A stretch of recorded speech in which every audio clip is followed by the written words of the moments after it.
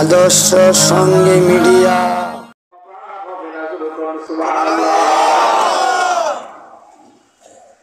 রাতের অন্ধকারে আল্লাহর হাবিবের ঘরের দরজায় আওয়াজ দিলেন। আল্লাহর হাবিব দরজা খুলে তার ঘটনা শুনলেন। উপস্থিত যারা ছিল সবাই কান্নার রোল পড়ে যায়। আব্দুল উজ্জা ডাক দিয়া কয়, ইয়া রাসূলুল্লাহ, ইয়া হাবিবাল্লাহ, আল্লাহ এবং তার রাসূলকে আমি এত ভালোবাসি, আমি আমার জীবন পর্যন্ত দিতে পারি, কিন্তু কালেমা ছাড়ব না। জোরে বলি সুবহানাল্লাহ। আল্লাহর হাবিবের কানে বিচ্ছিন্ন কিছু ঘটনার সংবাদ পৌঁছানো হলে গরীব সাহাবায়ে কেরামদের বাড়ি ঘর পর্যন্ত ভাঙচুর করা হয়। আল্লাহর হাবিব আল্লাহ তাআলার কাছে দোয়া করছে, আল্লাহ দুই ওমর, একজন হলো ওমর ইবনুল খাত্তাব, না হয় আবুল হাকাম তথা আবু জাহেল, এই দুইজনের একজনকে ইসলামের জন্য কবুল করে দাও। জোরে বলুন সুবহানাল্লাহ। আল্লাহ তাআলার কাছে দোয়া করে বসলেন, আল্লাহ মুসলমান অনেকেই এখনো প্রকাশ করতে পারে না যে আমি একজন মুসলমান। গরিব মুসলমানদের বাড়ি ঘর পর্যন্ত ভাঙচুর করা হয়, গরিব মুসলমানদের উপরে জুলুম করা হয়, অত্যাচার করা হয়। আয় আল্লাহ, মুসলমানদের হাতকে শক্তিশালী করার জন্য হয়তো ওমর ইবনুল খাত্তাব না হয় আবু জাহেল, দুইজনের একজনকে আমি চাই। আল্লাহ তাআলা ওমরের বেলায় দোয়া কবুল করে নিয়েছে। জোরে বলুন সুবহানাল্লাহ। এদিক দিয়ে মক্কাতুল মুকাররমার এলাকায় গোপন বৈঠক চলতেছে। গোপন বৈঠক,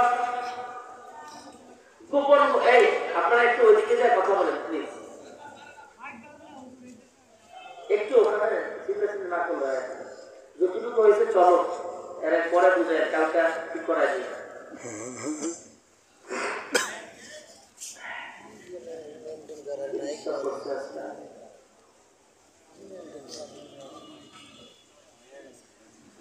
আল্লাহ কাছে দোয়া করছে, আল্লাহ কবুল করো, একজনকে আমি চাই। কারণ একজন পাওয়ারফুল মানুষ, এলাকার তাপস্বালী মানুষ যখন মুসলমান হয়ে যাবে, তখন অন্যান্য তাপস্বালীরা মুসলমানদের ব্যাপারে চোখ রাঙাতে ভয় পাবে। এটাই তো স্বাভাবিক। আল্লাহর হাবিব যখন দোয়া করছেন, এদিক দিয়ে উল্টা মিটিং করতেছে আবু জাহেল। আবু জাহেলের নেতৃত্বে কাফের সন্ত্রাসীরা, কাফেরদের ভিতরে যারা লিডার আছে, সন্ত্রাস কেডা যত বাহিনী আছে, এরা মিলে গোপন বৈঠক চলতেছে কি করা যায়।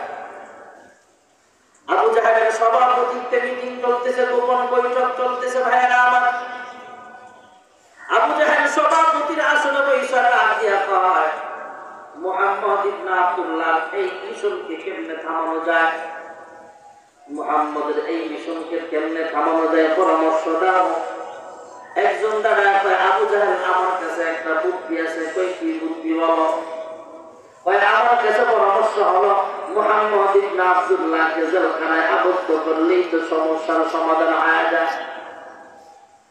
আবু জাহেল যদিও কালিমা পড়ে মুসলমান হয় নাই, আল্লাহ রাব্বুল আলামিন তার মেধা শক্তি অনেক দান করেছিলেন। আবু জাহেল ডাক দিয়া কয়, মুহাম্মদ ইবনে আব্দুল্লাহকে জেলখানায় আবদ্ধ করলে কোনো লাভ হবে না।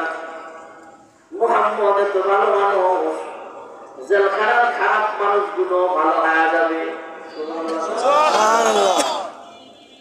ঠিকই তো বলছে।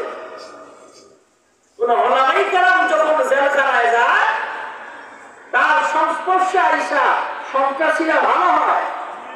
ওলামায়ে কেরাম যখন মিথ্যা মামলায় জর্জরিত হয়ে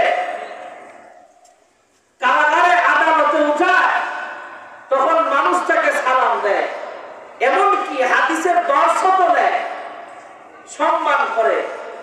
আর বর্তমানে যে চোর বাটপাররা জেলখানা আছে, এরা আদালতে উঠাইলে বাড়িতে জুতা মারে। এটাই ব্যাপার। আবু জাহেল মুহাম্মদকে জেলখানা ধরে কোনো লাভ নাই। জেলখানা আছে এখন 7 মার্ডারের আসামি উঠে, জেলখানায় তো আছে অন্যান্য খারাপ মানুষগুলা। আর এই ভালো মানুষটাকে জেলখানায় দিলে তার আখলাক দিয়ে খারাপ মানুষগুলো ভালো হয়। পরে দেখবা জেলখানার ভিতরে একটা আল্লাহু আকবারের আওয়াজ উঠবে, কারণ নাস্তিক মুরতাদেরা সব সইতে পারে কিন্তু আল্লাহু আকবারের আওয়াজটা সইতে পারে না। ঠিক না বেশি করে